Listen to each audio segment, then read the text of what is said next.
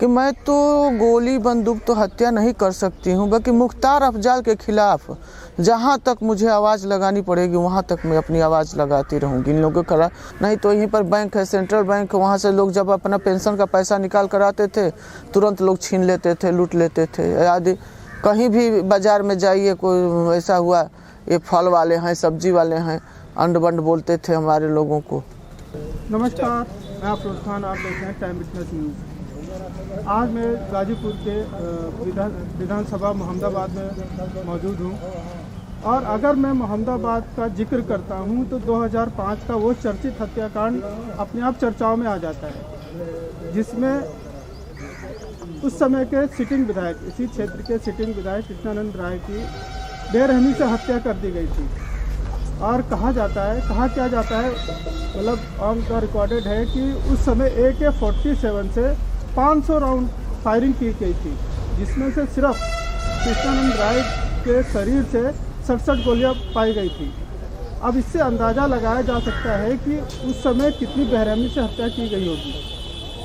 और जिसके बाद उनकी विरासत को संभालते हुए उनकी धर्मपत्नी ने राजनीति में कदम रखा और बिना किसी के डर के वो चुनाव भी जीती 2006 में, और उसके बाद 2017 में भी चुनाव जीती।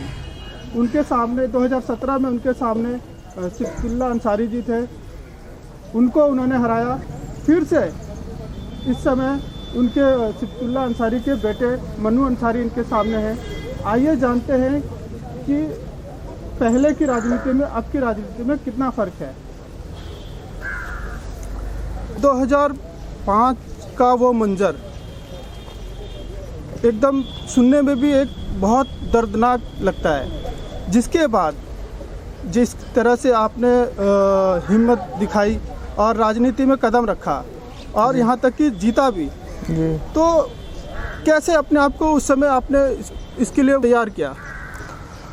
जी, उस समय के लिए तो मुझे बहुत कठिनाइयों का सामना करना पड़ा, इसलिए कि मैं तो राजनीतिक ज्ञान नहीं था मुझे।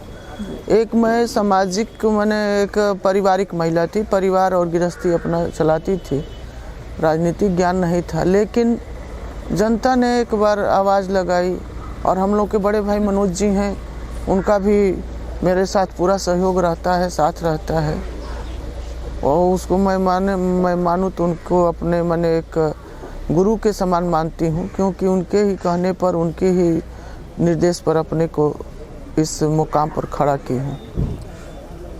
आपको उस समय ऐसा नहीं लगा कि नहीं, मेरे को जैसी उस समय की राजनीति थी, हत्याओं का दौर चल रहा था, ऐसा नहीं लगा कि नहीं मुझे थोड़े से इसमें दूर रहना चाहिए क्योंकि फैमिली भी है, 2 बच्चे हैं, कभी ऐसा नहीं लगा आपको?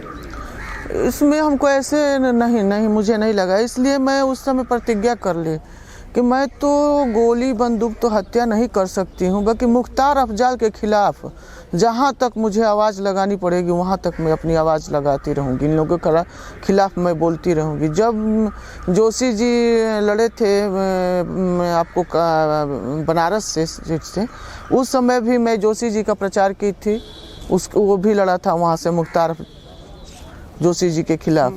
और जब मोदी जी भी चुनाव लड़े थे 2014 में, तब भी मैं उसके खिलाफ हमेशा अपनी आवाज़ लगाती रही और जनता के बीच में एक संदेश पहुंचाती रही कि जो व्यक्ति आपके बीच में लड़ने आया है वो कितना बड़ा अपराधी है, वो गुंडा माफिया है। हम चाहते हैं कि जो स्थिति गाजीपुर का है वह और बाकी जगहों पर उसका ऐसा प्रभाव न रहे। 2017 में आपने सिफतुल्ला अंसारी को हराया, उन्हीं अंसारी परिवारों में से एक है, क्या इस पे क्या कहेंगे? जी, उस परिवार से आपके बीच में हम आया लड़ने हमारे खिलाफ, तो यहाँ पे देखिए ये अपराधी उसके परिवार का बच्चा, मैंने एक कहना होता है, खिस्सा कहा जाता है कि सांप का बेटा सपोला ही होता है। ये सही बात है, उसी परिवार का है, उसी मानसिकता का है, उसका सोच भी उसी तरह का है, उस पर भी कई मुकदमे केस है उस तरह का, उसका भी सोच वही है, मानसिकता वही है। मैं इसी में जनता के बीच में जाती हूँ, अपील करती हूँ, बताती हूँ कि आप लोग फिर ऐसा करिएगा तो आने वाला समय 30-35 साल हम लोग झेले हैं, आप लोग झेले हैं, आने वाला समय हमको लगता है कि 30-35 साल का कितना साल झेलना पड़ेगा, इनको यहीं दबा दिया जाए। आपने अभी बात करी, मैंने सिफ्तुल्लाह अंसारी के बारे में बात करी, तो आपने शायद लड़के के बारे में बताया। तो इस समय तो उनके लड़के आप और उनके आमने सामने हैं, तो फाइट कितनी लगती है कि कितनी टफ है, या बिल्कुल आसानी से आप निकालनी है सीट को? देखिए, हम 2017 में 31,000 वोटों से जीते थे। हमको लगता है कि इस बार हम लोग 50 पार हो जाएंगे जी। मैं अगर अब राजनीति की बात करता हूँ, अगर मैं पिछले 5 सालों की बात करूँ, आपके कार्यकाल है, आप विधायक भी हैं यहाँ की इस क्षेत्र से, तो विकास कार्य आपने अपने उसे कौन कौन से किए, इसके बारे में थोड़ा बताएं। देखिए, हम लिस्ट बताएंगे तो हमको बहुत टाइम लगेगा। हम जो 35 साल में काम नहीं हुआ है, मैं 5 साल में अपने क्षेत्र में विकास का काम की हूँ जी। फिर भी थोड़ा एक दो। सबसे मुद्दा था सेमरा कटान। हाँ। सेमरा कटान पर रोकने के लिए मैं काम कराई हूँ। शेरपुर के लिए था, लोगों ने कहा कि हम लोग का भी गाँव सेमरा कटान रुका तो हम लोग के गांव भी प्रभावित होला, इसके लिए भी मैं पैसा जारी करा दिया। बीरपुर में एक मंदिर है, वो मंदिर के पास कटान हो रहा था, उसको भी मैं कटान रोकने के लिए। आप गौसपुर में इसी तरह कटान का मामला था। रोड आप देख रहे होंगे। सबसे मुद्दा शेरपुर है, शहीदों का गांव कहा जाता है। वहाँ पर आप देखें लो कि मैं वहाँ पर आज अपने कार्यकाल में वहाँ पर रोड बनवाई हूँ, IT कॉलेज बनवाई हूँ। यहाँ पर देखे होंगे आपका ट्रामा सेंटर मैं मोहम्मदाबाद में बनवाई हूँ, और बाकी सड़कें हैं जो भी हर गांव में। हमारा क्षेत्र पड़ता है करमदीपुर से लेकर सवना तक और इधर बसुखा तक, हर गांव में कुछ न कुछ मैं काम कराई हूँ।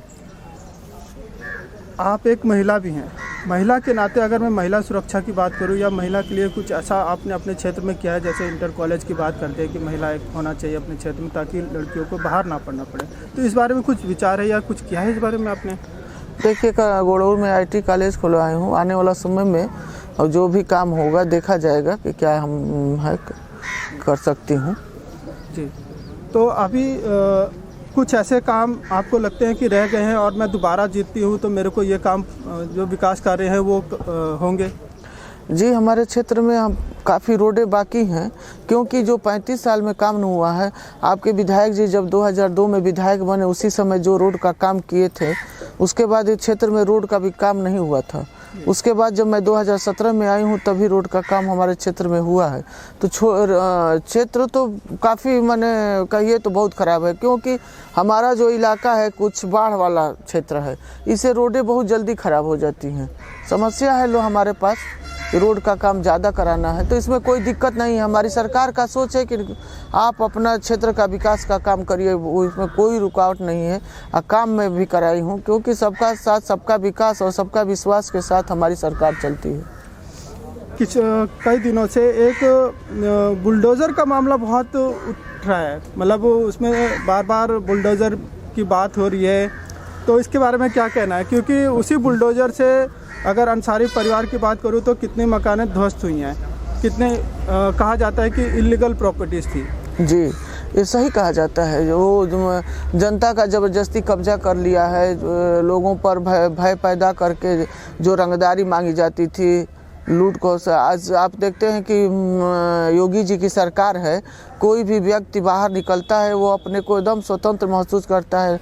नहीं तो यहीं पर बैंक है, सेंट्रल बैंक, वहाँ से लोग जब अपना पेंशन का पैसा निकाल कर आते थे, तुरंत लोग छीन लेते थे, लूट लेते थे। आदि कहीं भी बाज़ार में जाइए, कोई ऐसा हुआ, ये फल वाले हैं, सब्जी वाले हैं, अंड बंड बोलते थे हमारे लोगों को। जी। सब दूसरी तरफ विपक्ष की बात करूं तो वो अपनी विरासत अपने बच्चों को दे रहे हैं। एक तरफ अब्बास अंसारी मऊ से लड़ रहे हैं, तो दूसरी तरफ आप ही के सामने मनु अंसारी हैं। क्या आने वाले टाइम में आपके भी फैमिली से आपकी विरासत संभालेगा कोई? देखिए, हमारी पार्टी परिवारवाद की पार्टी नहीं है। हमारी पार्टी की सोच है कि आप अपना काम करिए क्षेत्र में। आने वाला समय में पार्टी का जो निर्देश होगा, पार्टी जो चाहेगी उसको अपना टिकट देगी। हमारे चैनल के माध्यम से क्षेत्रीय जनता को कोई अपील? क्षेत्रीय जनता को अपील करना है कि आप लोग मोहम्मदाबाद को गुंडा माफियाओं से ख़त्म करना चाहते हैं, तो आप लोग 2007 में मैंने 7 तारीख के दिन आप लोग इतना वोटिंग करिए कि कमल का फूल ही मोहम्मदाबाद में खिले, आतंकवाद का खात्मा हो।